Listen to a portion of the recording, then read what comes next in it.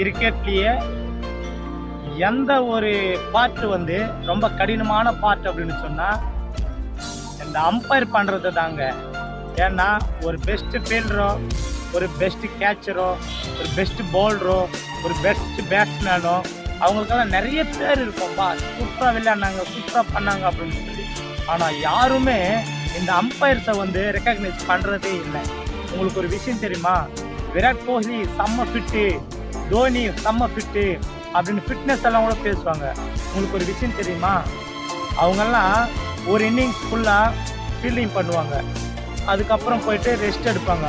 Batsman வந்து batting விளையாடுவாங்க, மற்றவங்கெல்லாம் ரெஸ்ட் எடுப்பாங்க, சப்ஸ்டியூட் பண்ணுவாங்க.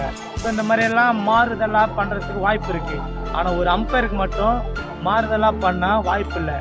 அது T20 இருக்கட்டும், 50-50 இருக்கட்டும், இல்லை டெஸ்ட் மேட்சாக இருக்கட்டும், கம்ப்ளீட்டாக இந்த சைடு பேட்டிங் விளையாடினாலும் சரி, ஆப்போசிட் பேட்டிங் விளையாடினாலும் சரி, ரெண்டு சைடும் அவங்க அம்பையரு ஸ்டாண்ட் பண்ணணும். ஸோ அவங்களுக்கு இருக்கிற ஒரு பேஷன்ஸு கிரிக்கெட்டில் அந்த கிரிக்கெட்டுக்குள்ளே இருக்கிறவங்க யாருக்கும் இருக்காது அப்படின்றது தான் என்னுடைய கருத்துங்க. யாருக்கெல்லாம் அம்பையரிங் பிடிக்குமோ அவங்க ஒரு லைக் பண்ணுங்க.